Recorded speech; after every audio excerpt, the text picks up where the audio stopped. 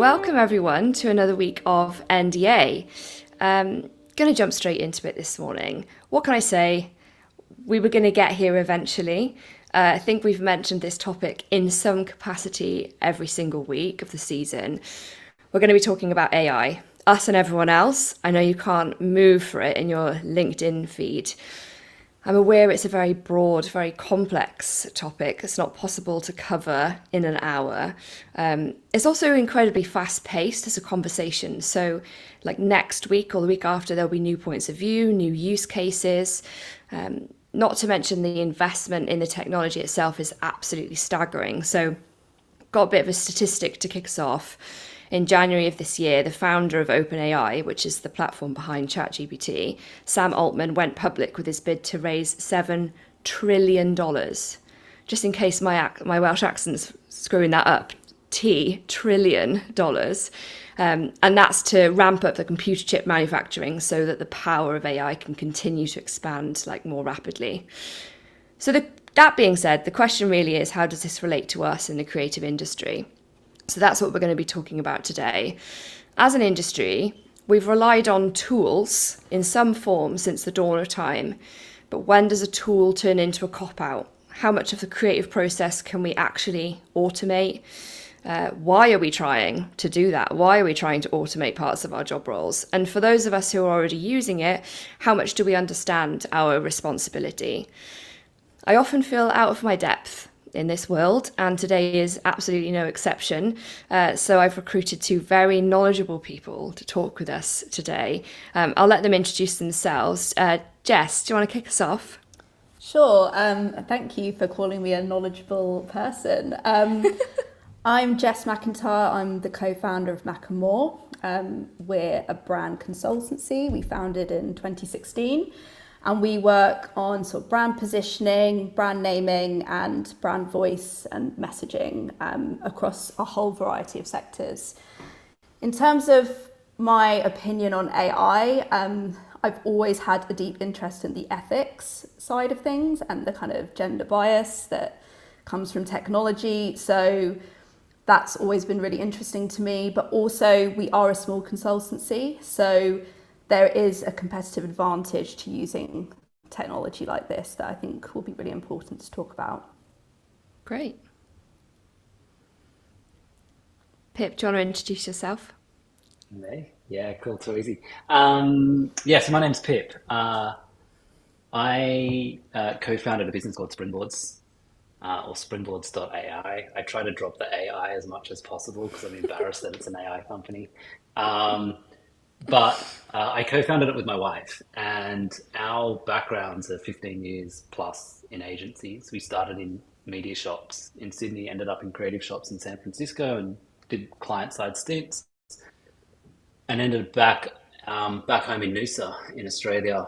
Um, and I'm not going to go into the full story of why we created this thing and how we created it, but basically we ended up creating a suite of AI tools that are designed specifically for creative people and agencies, but are designed to keep creative humans in the creative equation and not try to override them. Like the reason why it's called Springboards is it's not supposed to give you the answer. It's like purposely designed not to give you the answer. It's just about throwing a bunch of shit at you so you can work out what is good and what's bad by using your own intuition and instincts. That's kind of like who we are at a super high level in a really bad explanation. I think it was a really good explanation, Yeah. honestly. Um, and by now, you know me and are probably very bored of my voice. I'm Katie Cadwell. I'm a co-founder and creative director at Lucky Dip and your host. We have had a lot of engagement on our socials about this topic, so that I'm really grateful for that. So I'm going to be asking all of those questions completely unedited and relaying all of the fears and foibles that you've shared with us. So let's get into it. It's no question that AI is here to stay. The global market size of AI in marketing is projected to reach 72 billion by 2030. That's a six-fold increase compared to 2022. It's being used in a lot of different ways, some good, some bad. So we decided to ask our own listeners 76% of our respondents are using AI in some capacity in their creative process.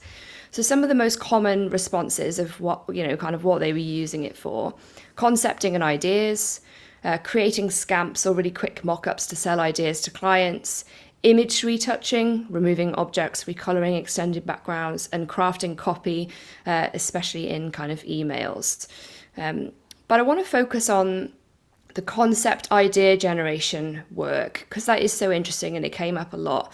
It's Nice that did a series on AI last year and ran some research, found that a massive 38% of their respondents said it's the most important its most important role is in idea generation, compared with the tasks of the kind of final outcome phase of the project. So I think, given the name of Springboards, Pip, I will come directly to you on this. The big question that we have is, who's better at coming up with ideas, humans or AI? Humans plus AI. Like there's like it's not an or. It's a yes. It's a both. Um, there's a bunch of research that suggests that as well. Of people combined with AI get to better results. The research that I've seen suggests that it's a bit of a leveler. Everyone gets upskilled, but lower performers will have a bigger increase than top performers. There's always going to be a gap. There's never ever going to be everyone's the same. There's always a person that's in control and that comes with craft and sensibility and the rest of it. Um, but I don't think it's an or. I think it's an and. Yeah. Jess, what do you think about it? I know it's a big question to kick us off. No, I completely agree. I think it's, I mean, the context of us being a small sort of two women business means that we've always used technology as an enabler.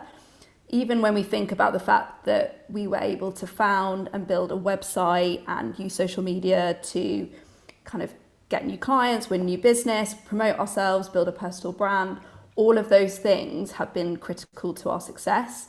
And AI is included within that, So whenever there's a new technology that comes in, we're always quick to kind of adopt it and use it. And because strategy is a big part of what we offer, I think it was Zoe Scaman actually wrote a brilliant AI guide, maybe at the beginning of this year or last year.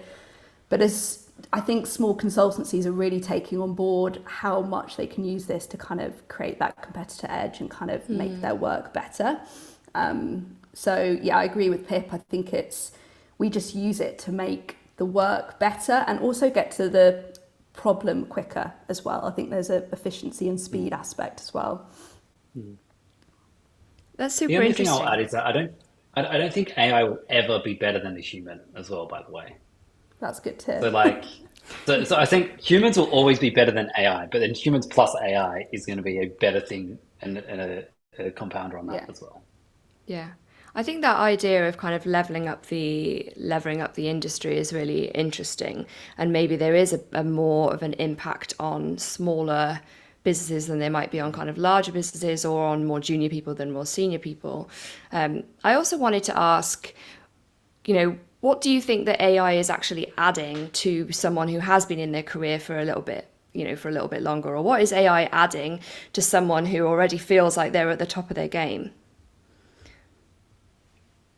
I, they're the people that win, to be honest. And like I noticed your last episode was about ageism, but I think ageism in the industry is about to reverse. And the reason why I think that is because of AI.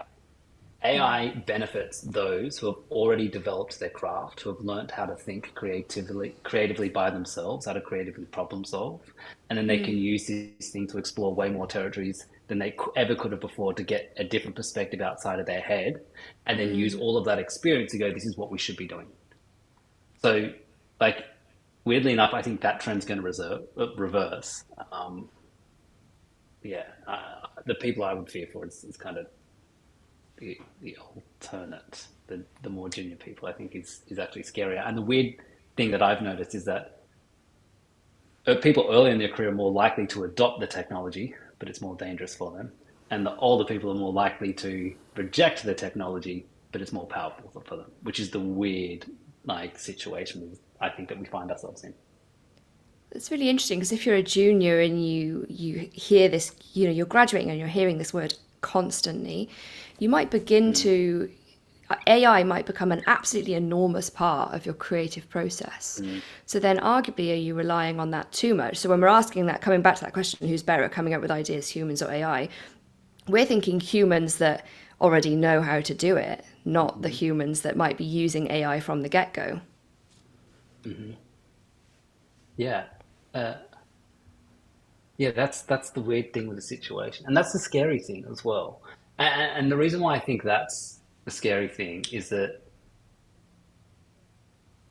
AI allows you to be lazy if you want to be lazy,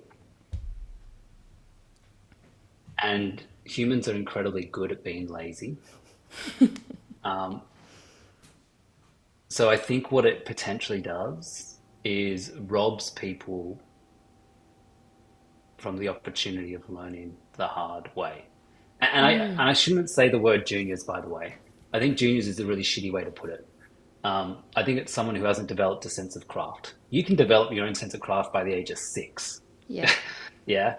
But it's like having a point of view and a sense of craft on the world. So I think that's where I probably should need to reframe it. But I think you need to have a point of view before you start using these things. And you need to learn the old way before you start using these things. You need to start using your head, use pen and paper. That's why I still use pen and paper. And like, yeah, I don't know. It's a bit of a weird one. I guess as well, it kind of the question that comes to mind is there might be certain ideas that humans are better at, and certain ideas that AI or technology will be better at. So we've got a voice note here from Jack Wimmer. He's the co-founder of Monica, which, if you haven't heard of it, it's a brand naming service, and it basically, they say, pairs artificial intelligence with human judgment. He believes that there are certain creative processes like naming that can generate at least the same quality of ideas as humans with the right methods. So I'm just going to play this for you both and get your thoughts.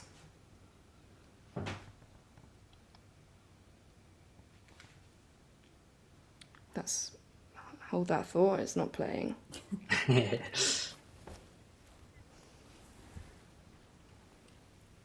And looking across the branding process, I think brand naming in particular is well suited for automation. There are only so many types of brand names that you can come up with. Most brand names in the market today, abide by one of 50 constructs. They're an adjective and a noun. They're a noun and a noun. They're oxymoronic. They are a food metaphor or an animal metaphor. They rhyme. They alliterate. Looking at successful names in the market, you can kind of reverse engineer how people came up with it and come up with ways to mimic that human process. And I think that's what we've proven with Monica is that, yes, humans can come up with amazing names. And maybe there are some far-flung random connections and creativity that AI and automation will never touch. But through our process, we've kind of proven you can get pretty damn close to replicating a human namer. And the outputs that we're seeing and that our clients are telling us that they're seeing is that the names that we're generating are just as good or better than any human brand namer. And that really comes down to mimicking how talented namers come up with names and doing that at scale.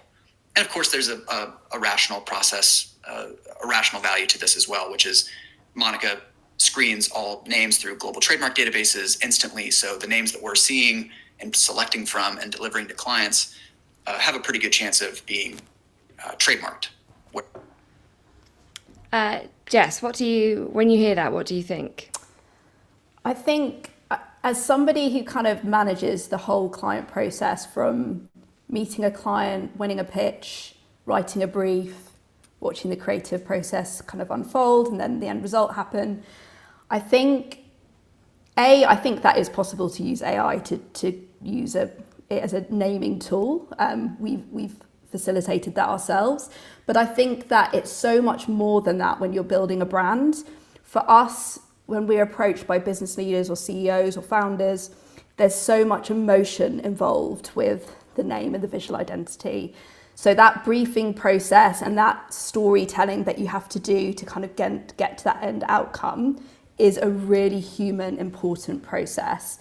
Now, there'll be certain mechanics that AI is just so useful at doing, like he's described. But in order to get buy-in, in order to get that feeling that people feel like this is the name that we want to take forward, that is such a human aspect. Yeah. So going back to the original point, I think both Pip and I have said is that it just makes the work even better, but it is the human process that makes it such a special thing and makes that brand foundation piece feel like the beginning of something really special. Yeah, Pip, what did you have anything to add to that? No, I 100% agree. I mean, and not that I want to agree on everything, by the way, but I do 100% agree. Like AI can give you like 50 fucking names for a new car or a flower brand, whatever. But it can't do anything else. It doesn't have a good sense of what is good and what's bad and what's right, what's different, what's going to work, what's going to stick in people's heads. It doesn't have the craft of someone who's done that for a career and knows how to sell it. AI is not going to fucking sell it for you. It's going to give you 50 words and that's about it. Sure, it can do that. It can do that excellently, but it's I wouldn't say that it's going to give you the answer. It'll accelerate the process, but that's about it. Brand naming is so contentious as well. Out of all of our services, when you go in and you pitch brand names, the stakeholder buy-in is a really challenging process. And again, that is, if it's done really well, that is such a human thing to kind of push that process through and really listen to people. So I think those things are just critical for it to actually end up out there in the world. And also I do think that guy is using kind of AI as a way to differentiate his own business and kind of make it relevant and kind of bring it to be super topical, which is not necessarily a bad thing. But also there's a point of view that kind of consultants or agencies or small businesses want to put out about how they're adopting these technologies as well. And if it is a bit provocative, that's also going to probably work for him. The only thing I will add is I haven't seen this guy's product, so it's very hard to comment on like a 30-second like script. Yeah, sounded great. That sucks or whatever, but you know what I mean. But I'll give you like a personal story of where we got to springboards. That was like me and my wife Amy having sushi, and she said, "What about springboards?" Actually said, "What about springboard?" I'm like, "Oh, I fucking love that." And we go, "Oh, the URL's taken," and then we added an S because that was the next best thing. But funnily enough, it worked better. Yeah, it worked better. And that was a thing that we knew the sentiment of what we wanted because we didn't want it to be like addcreative.ai. We didn't want it to be the answer. We want it to be something which helps people get to the answer themselves. And she kind of nailed it. So like, and that's like one little example, but you know, I think every example is going to be different as well. And that's the emotional thing of like what we believe and what we're trying to build and what we want the business to stand for as well. If I went to ChatGPT and said, give me 50 names for an AI business of AI tools designed for agencies, I guarantee it would have said addcreative.ai. Anyway. That's really interesting. Thanks both. I'm gonna move us on slightly. When we're talking about specific parts of the creative process, we hear about things like copywriting a lot. I think that's a really like kind of good entry level into AI essentially for people. So I've got an excerpt from an article written by Orla Wood, who's the creative director at Read Words, and it's called "Why AI is the Kick Up the Arse Copywriters Need." It says, machine-generated copy is frankly not that good. Most of what ChatGPT and its counterparts spit out has a distinctly AI beige tone of voice. It sounds stale and overfamiliar because it's drawn from scraping existing content. It lacks the freshness, imagination, and nuance that the best human writing achieves. we are relying on AI more heavily. The products that we're using every day are starting to integrate AI. Slack this morning told me, did I want to rewrite my message using AI? And I was like, what's wrong with it? We're relying on AI really heavily. We're starting to across all aspects of the creative process. Do you think that we're going to get to a place where everything just starts to really look and sound the same? Well, again, I'll start with the context of our own business. I think even for writers, journalists, content creators, there's a lot about personal brand and a lot of people buy from people, and those people have their own style. So I don't think that is the case. I think it just depends on how you show up online or how you kind of market yourself.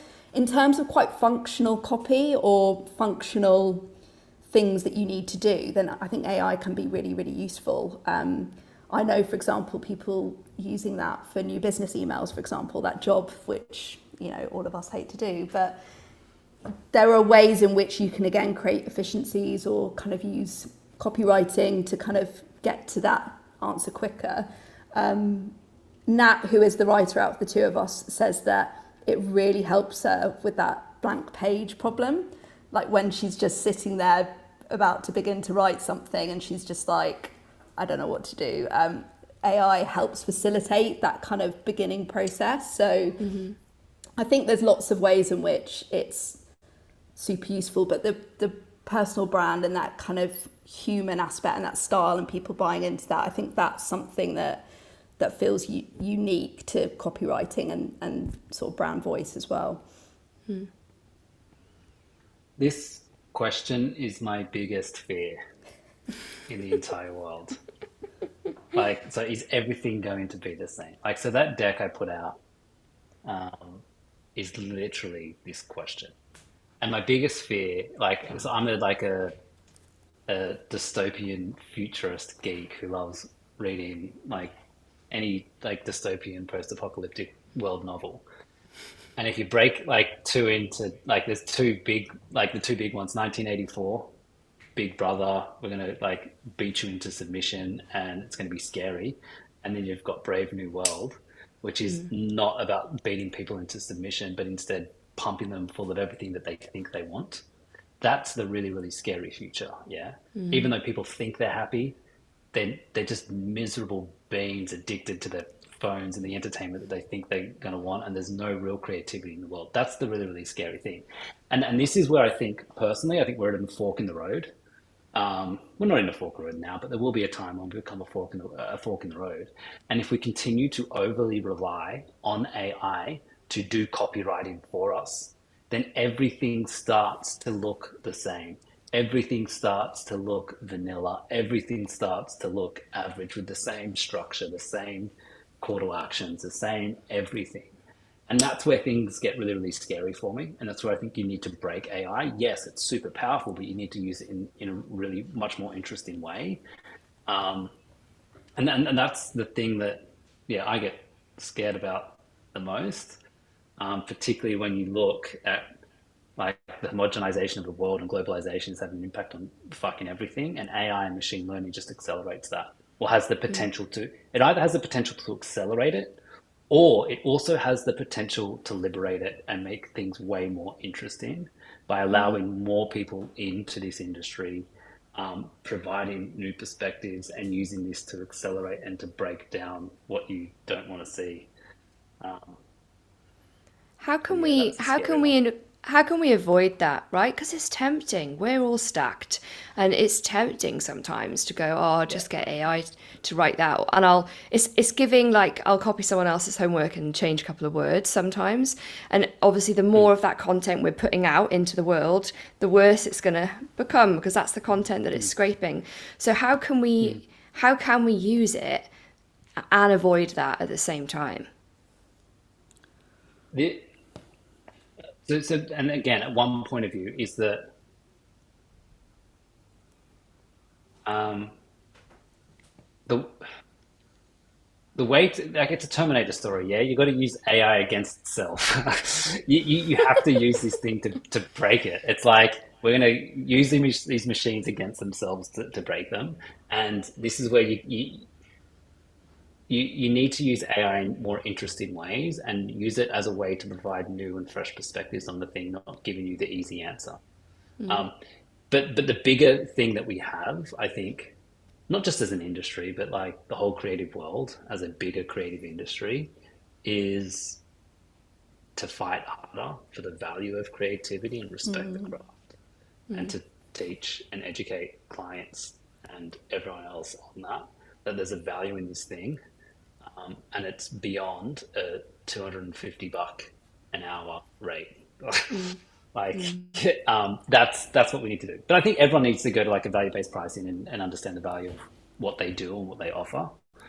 So I think there's two parts. One, you've got to use AI to allow you to give you those superhuman powers, and then the other way is to like go, no, I'm worth more than that. This idea is worth more than that, and like, I've got a sense in the world on what things should be, and that's why. Because I'm good at what I do. Yeah. I think that's really interesting. I think we're looking at this from a point of view of lots of creatives having these tools, right? And we're talking about creative people knowing that they need to add some value to the tools in order to create good work. But clients are getting their hands on these tools. So they're going to be a huge part of the reason that everything starts to look and sound the same. Everything that we're fed on a daily, they're trying to see if they can do it themselves. And look, I get it. It's hard out there. Budgets are really tight. There's not much work around. People are looking to save money where they can. So I feel like clients are maybe seeing less value in agencies, especially on tasks that they think AI can do. How do you feel about that? How do you feel about, creating or endorsing something that clients might get their hands on and start to kind of phase us out of the equation? I was thinking about this, and I think for us, going back to this client qualification process, when I chat to somebody, there's two ways, not even thinking about technology. Is it somebody that understands the value of brand? Is it somebody that understands the value of strategy? Do they get it?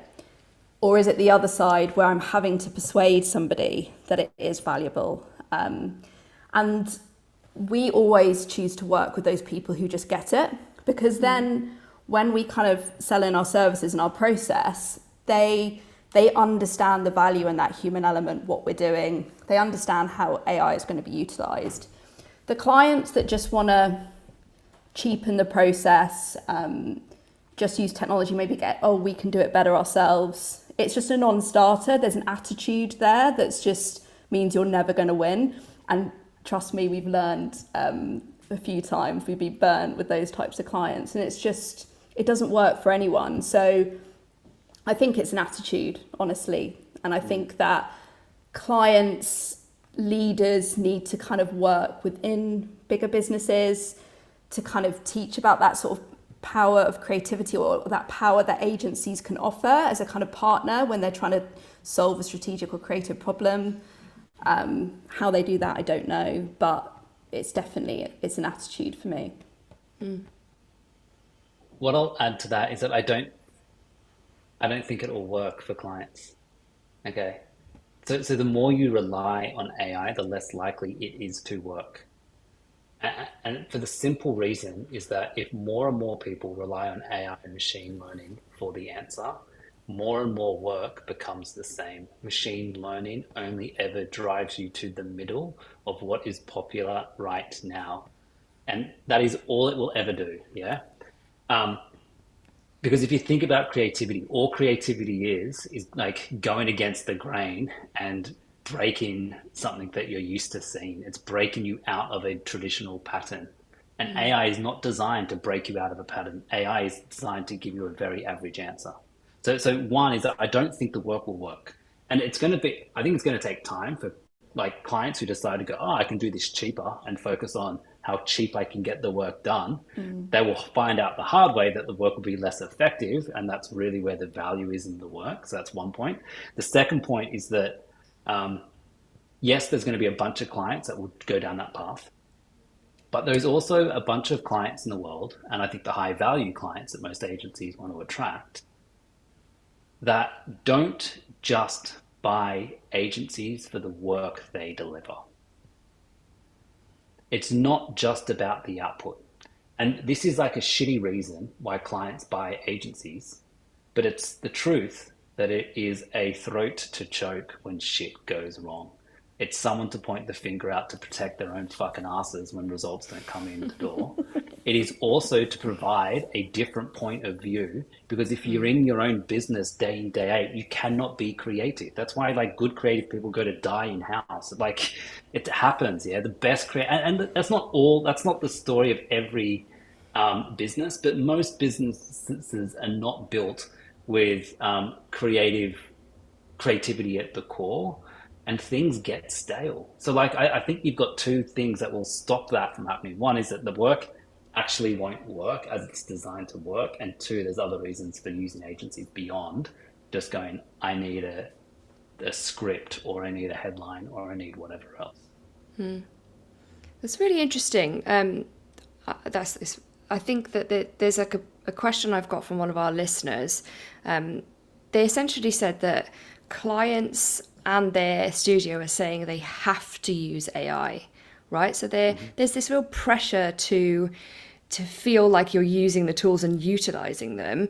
But your argument there is that actually there's a place for AI, maybe for in-house and for kind of like smaller, more everyday, and then there's also a place for agencies too. But if we're putting this pressure on our teams to start integrating it into their creative process, are we just using it for the sake of it? Like, is that the reason that things are starting to look really similar, because we all feel this pressure to have to use it? Sometimes I'll put something through ChatGPT and it takes me double the time to rewrite it than I think if I just wrote it myself. I mean, the industry loves a hype word, doesn't it? And I'm not going to remember word by word that Sam Altman quote about 95% of marketers dying, or the industry dying or something. But it's that I came across this term, it's like FOBO, it's like fear of being obsolete. And I think that people actually do have this fear that if they don't, leaders probably are like, oh, we need to get something on AI, like start using AI, guys, like tell people about it, start writing about it. And it just becomes, I don't know, this narrative of them talking about innovation or new technologies, and without actually thinking about the value and the process and how it works and what it actually is. I mean, again, generative AI is where this is kind of all blown up, but people have been using AI without even knowing, probably, like Grammarly, for example, for probably years and years. So yeah, I mean, it's always annoyed me with the industry. It's just like anything with innovation. I mean, I remember, this is how old I am, the year of the mobile, and just like everything they wanged on about that. So there's always something. That was like 10 years. Yeah, that was a good 10-year period. Yeah, like NFTs and QR codes, and people were desperate. That was a 6-month period. I mean, I was guilty of that. Yeah, they really took off in the pandemic, those QR codes. But yeah, I think it's just jumping on a hype cycle bandwagon a lot of the time. If people are being forced to use stuff, definitely people should be learning about it and using it in their practice. But it just, yeah, what's the reason behind it? Like, have you thought about it? I personally haven't heard of clients saying you must use AI. I've heard of clients saying you must disclose if you do use AI, or that you cannot use AI, which is a separate discussion point, really. But I haven't had this particular use case, so I don't really have many comments. Yeah. Okay. Great. I think that that's something that we heard in our DMs was a bit like this sort of, I know I should be using it, and I'm like, why do you know that? If you feel like you're doing a good job, like where's that pressure coming from? Yeah. LinkedIn every time you open it, and yeah, people recording bloody podcasts about it. Yeah, exactly.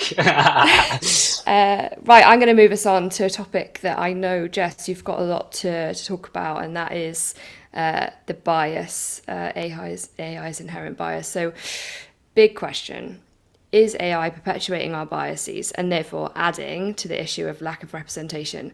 I think we can say fairly confidently yes. There's a lot of research around this. We'll drop it all in the credits, but some research at the Carnegie Mellon University in Pittsburgh revealed that Google's online advertising system displayed high-paying job roles to males more often than it did to females.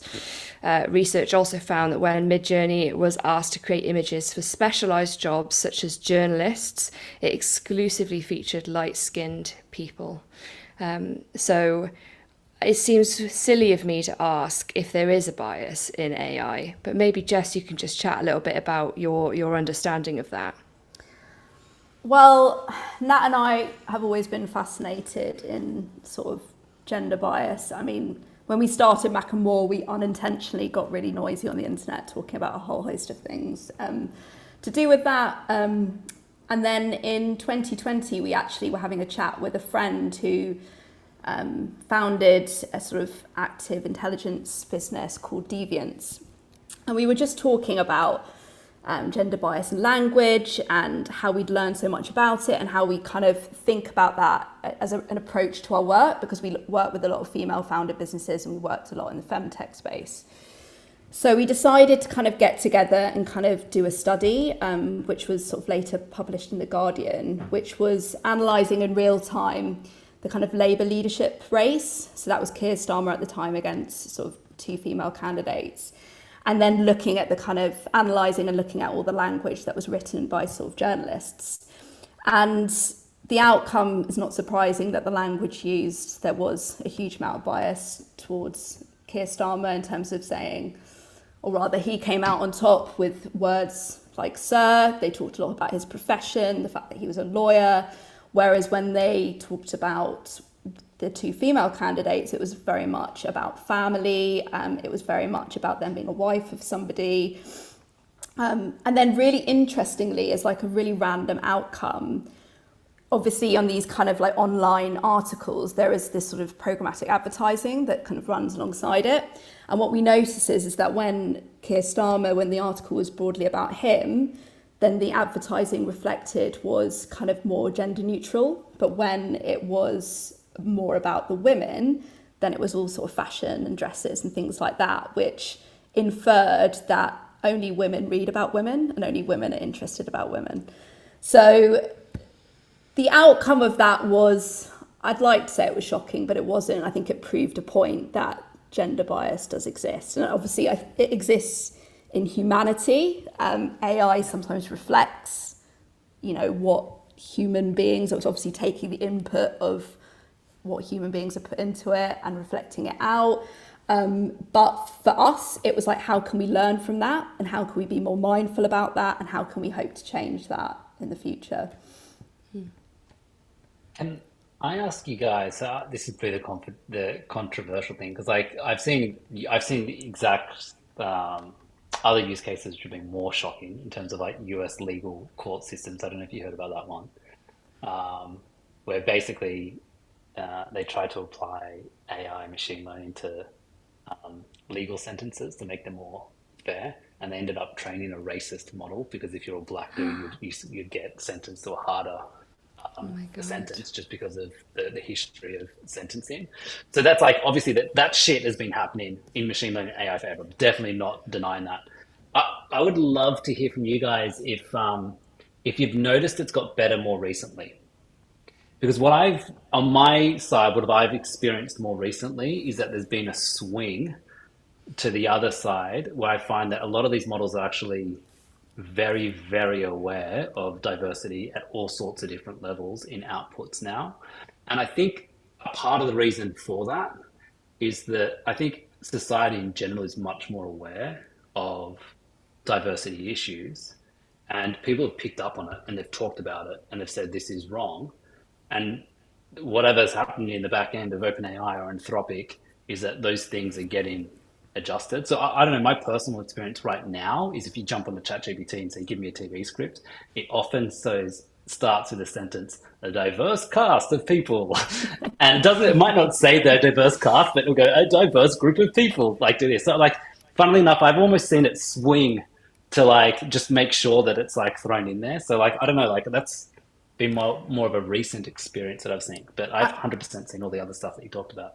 Yeah, Yeah. I think Google, I mean, we had a kind of evening invitation with Matt Britton, who's the VP of Google, not us personally, just sitting with him. There was about 300 other people in the room, but we got to ask him a question on gender bias, and he actually, his response felt very defensive, but then from reading up about, I think it's Gemini, isn't it? I get the name right. Yeah, They had a lot of feedback about their kind of first iteration or kind of early iteration with that in terms of gender bias. And I think it is something that they're, like you said, Pip, that they're actively looking to remedy. Again, it's sort of a bit of a separate conversation, but I think what I find really interesting is just who are the people that are building AI tools and who are the people that are kind of leading the charge. And because AI obviously touches everything, we're talking particularly about the creative industries and strategy, but AI is going to be built across all industries, but predominantly it is still white men who are kind of leading the 100%. charge on that. And for example, with sort of Meta's AI council, I think recently that was announced, that is all white men on that council. And so I think it's right that it's a continuation of us still calling that out and asking why such a huge sort of technology that's going to change all of our lives is sort of being orchestrated and kind of run by one sort of section of society. And if we look at an industry like healthcare, for example, it wasn't until the 1970s that clinical research was being done on women as well as men. So before that, everything, that was coming out of research trials, they had no idea whether it would work on women or not.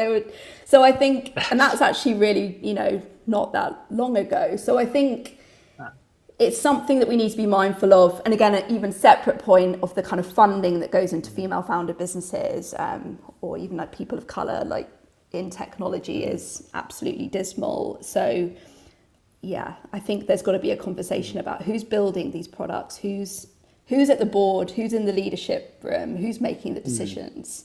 And are they only making those decisions to change and talk about diversity because they're under fire by us, the public? Really, you'd hope that somebody would actually want to have an inclusive point of view just because they think it's the right thing to do. Yeah. Sorry, go on, Pip.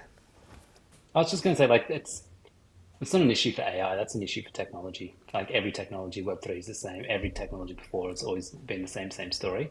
And at the same time, like this is coming from the point of view of people who are trying to build in this space now as well. It's hard. It's not an easy thing to do. And and I'm saying that we've got one person on our board. It's a female. We have a female co-founder. All of our leadership team, we've got so we've like been super aware of it, and we're aware of it, but it's not an easy thing to do. So I don't know, it's tough, but it's also an issue that's been around. Yeah. I think within technology since technology started. Well, and science. I mean, it goes back to school with the amount of young girls all the STEM stuff that enter into kind of science subjects or engineering, and so it's a really multifaceted problem. But I still think the problem starts at that point, though. It starts at 12 years old. It starts at 9 years old, 8 years old, not at like 30-year-old board members or 40, 50, 60-year-old board members. It's too late then. It's got to start earlier. And I'll give you another example. Is that like we've got a little cadetship, or there's a little AI, little hub in this little beach town called Noosa, where we're based. And there's a cadetship program that goes through all the kids that come through that cadetship program. And I was mentoring some of these kids, and these kids are incredible. They're all 14, 15-year-old kids that know every single programming language under the sun. Technically, these guys are exceptional. One of our founding devs is a 17-year-old dev with 10 years coding experience. Wow. But my point of all of this is that every single one of those people were a white dude. And that's the 13, 14-year-olds talent pool that's coming into the industry. You don't address this issue now you address this through education.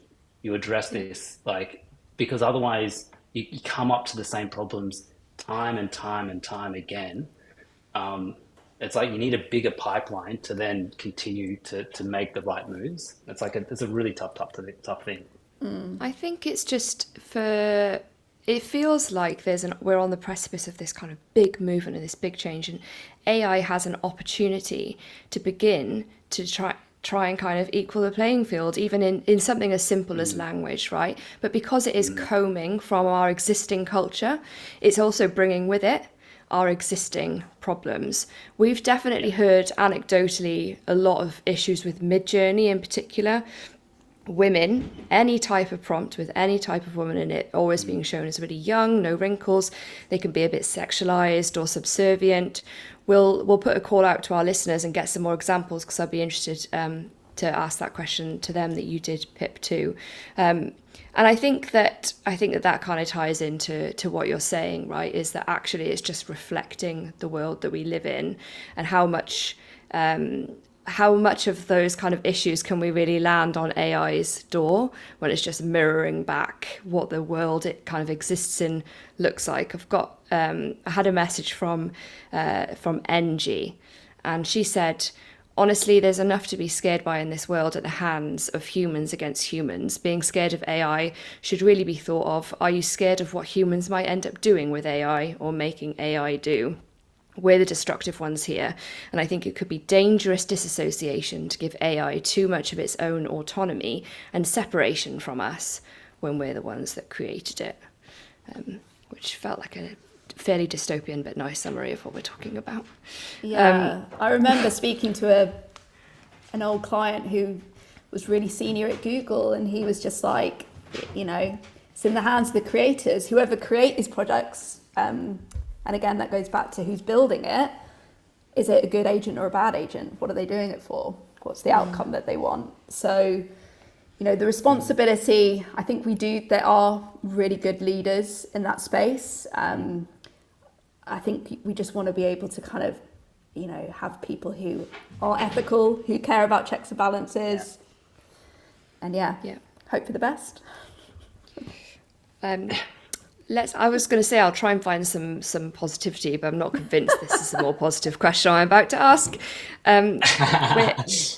We're basically summarising, right, that AI is giving a kind of is reflecting society, but it doesn't feel authentic. And authenticity has been a buzzword, especially in branding, for a long time. Brands have been striving to be authentic, but inherently there's an element of AI that is false. So is AI at odds with this kind of quest for authenticity? We asked our Instagram if people want to be told if a brand is using AI. So if they want to be told if the image they're seeing or the copy they're reading, or maybe even the idea behind the campaign was made by AI. 76% of people said yes. 9% of people said no need, and 15% of people said I don't care. What do you guys think about that? Do you think that that's something that we should be very, very transparent when we're using AI as part of our creative process? I'm going to be a bit controversial and go, I don't know if consumers care if they're advertising. Yeah. I really don't think, do they care even enough to pay attention to a lot of it? Some of it is crap, to be honest with you. So let alone how it's created. And that's not just because of AI. That's because, again, Pip's LinkedIn piece, that's because the industry's being squeezed and there's kind of been this race to the bottom. All of that kind of stuff. Online advertising, could talk about that separately. What I will say is that we've just done a big project in publishing, which is really quite interesting. So there's sort of two topics. One of them is Sports Illustrated recently, which is obviously a brand itself, came under fire for having fake editors and reporters, that their image was fake, their bio was fake. And obviously journalists who are creatives, they're obviously writers, were absolutely furious at this because they're being cut, the number of journalists by droves. What does journalistic integrity look like if it's just like a made up basically bots creating content. I do think that consumers care about that, because I think with the media there is this sense of trust and people want to feel like there's a connection with human beings. Also just saw yesterday Sheer Lux, which I think is a kind of fashion publication for women. They introduced their new Reem is her name, AI editor, and she was a woman of colour, where they've come under fire for not actually hiring any women of colour within their editorial team. I don't know what they were thinking. So they were like, meet Reem, she's got her own page, and she was just an AI woman just being like, I love fashion, and had all this stuff. And honestly, their readers were just like, this is actual insanity. And you could see on the TikToks, because I just went down a rabbit hole, that actual people were just like, this is not okay. Like, I'm not buying this. This is not a real person. So I think in that context, there are industries, there are specific things where I think people will push back, maybe less so on advertising. Don't know if you agree, Pip. I 100% agree. Katie, I think your methodology sucks. You're asking a biased audience. No, I think like most people just don't give a shit because they don't give a shit about, like, let's be honest, most people don't give a shit about 99% of the advertising. The one thing I do think it is important to like put out notifications if it is AI content generated is to kind of what Jess was just saying, is if it's pretending to be a person. Like, I don't know if you've heard about all like the fake OnlyFans profiles are getting created by AI, ripping people based like money off, and like all the text services which are like just preying on like people's insecurities or whatever. Like that shit is like evil. And that stuff needs to be called out definitely, and goes, hey, this is an AI thing. If someone wants to do it, then go for it, whatever. But yeah, if you're pretending to be a person and building human emotional connections with someone, then that's when it's like, hey, maybe this needs to be disclosed. If it's just like I'm creating a fucking ad and here's a headline, who gives a shit? What about if you're a small studio and you've got a really, really big branding project in, and you use something like Monica to come up with the name? Do you need to disclose to the client that that's how you got to that, or do you think that that's something that you can just keep under your lid? I mean, personally, Nat and I are too ethical for our own goods. I wouldn't recommend being as ethical as we are, because sometimes it's just not bad. It's not good for business. We disclose everything because I just think that for us, it just feels like the right thing to do.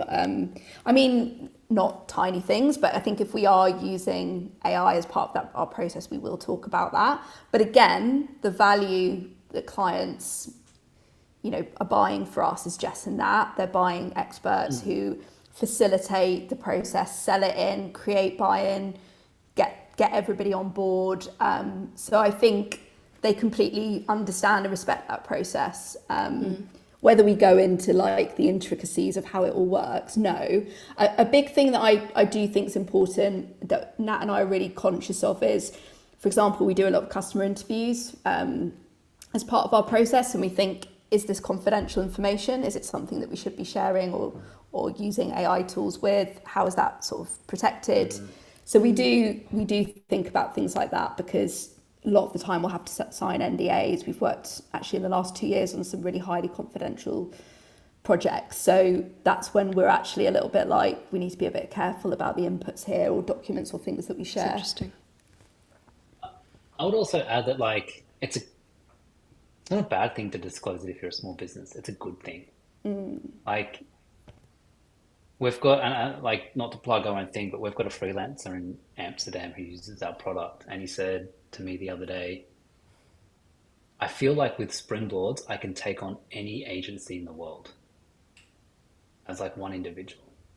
And that's powerful, yeah? And that means like, I would be disclosing that if I was him, because then you'd go, I can go to that client and go, cool, I can take on any agency in the world because I am using AI, and you're not going to pay for the overheads of a big fucking shiny office and 1,000 people on a call that are wasting time and everything else. That's like competitive advantage if you position it in the right way. No, that And it's the right thing to do 100%. to say it the right process. Yeah. And 100%, that's what I said at the beginning about competitive advantage. Like it, with AI, it's just Nat and I. We do work, with a lot of different freelance talent, but that is not, being able to sort of challenge ideas or kind of get feedback and almost like have that sparring partner again. Zoe Skaman uses that term in her AI guide. It's so important because in an agency there are a lot of people. Sometimes you filter ideas through, you have conversations. I agree that a platform like Springboard can take you to that next level, and it does make you competitive and it does make people want to work with us. We've seen that. Okay, final question. We asked if the NDA listeners were worried about AI. I think that there is a little bit of a fear around it. I think there's a little bit of a fear. There's a lot of fear mongering we see online in the kind of rhetoric around it, stealing people's jobs, and if you're not using it, you're going to fall behind, etc., etc. So 57% of people said yes, it scares me, and 43% of people said no, not at all. I think that the reason for that is because it is moving so quickly. It does sometimes feel like it has a life of its own, and maybe it's a little bit tricky to keep up alongside your day job. How do you keep up with how quickly the technology is moving and still deliver the things that we need to deliver daily? So I'm hoping you can both help us all out. Have you got any predictions for the kind of things we might see over the next 6 months, 12 months? Just so we can all get a bit of an insider knowledge. That's what I'm hoping for anyway. I personally hate those predictions, a bit like the advertising question, a bit controversial, but who knows? Who bloody knows? I mean, think about what we've been through in the last 5 years. I mean, it's been pandemics to crazy politicians being in power, these global conflicts kicking off. There's so many things that feel really out of our control at the moment. I think the only thing I can feel hopeful for is that maybe it's in my echo chamber, it most likely is, but there are a lot of people pushing back and asking for positive change. And it's really great to hear Pip just say that he sees already that change coming through in kind of some of these AI platforms and products. So I hope that we can get to being a more inclusive future. I hope that we can get more people building these products that actually are more representative of society and are good agents. And I have no big predictions, but I just hope that everyone is noisy about the things that they feel are unfair or wrong, so that we can keep pushing back and having a voice against big tech and make sure that they stay accountable. Probably one prediction is it's going to become highly regulated, actually, which is just because I think it is going through the courts at the moment. So I think regulation will come in and make a difference. But yeah. I wouldn't put faith in regulation. We've been talking about regulation for social media for That's fucking true. ever, and it still That's hasn't true. happened. Prediction for the 53% who are scared it's going to take your job, don't be scared. That's what I would say. And the reason why I say that is it's not going to take your job.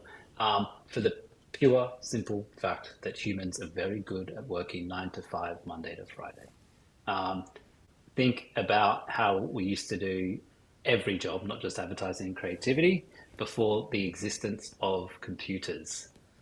That was a massive productivity hack of going from everything manual to stuff that goes digital. And then the internet came along and we didn't all of a sudden take Thursday off because we had computers that made us more productive on a Friday and the internet made us more productive on a Thursday.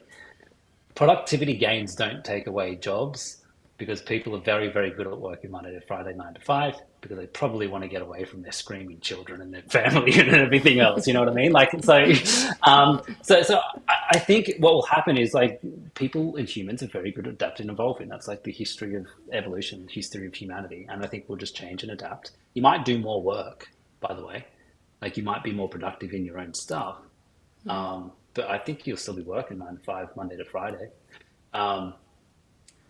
And the only other thing then I'll add to that is that the optimistic thing with AI is that the people that are afraid of it or have just dismissed it on first use, because it's very easy to dismiss on first use, because I think ChatGPT, for instance, and OpenAI, I think it's incredible technology. I think the product is fucking horrible. It is such a shitty product because all the onus is on the person to understand how to prompt. And then even if you can prompt to get something good out of this thing one time, you then have to start from scratch again and again and again. So like, I think the product's really bad, but AI is fun.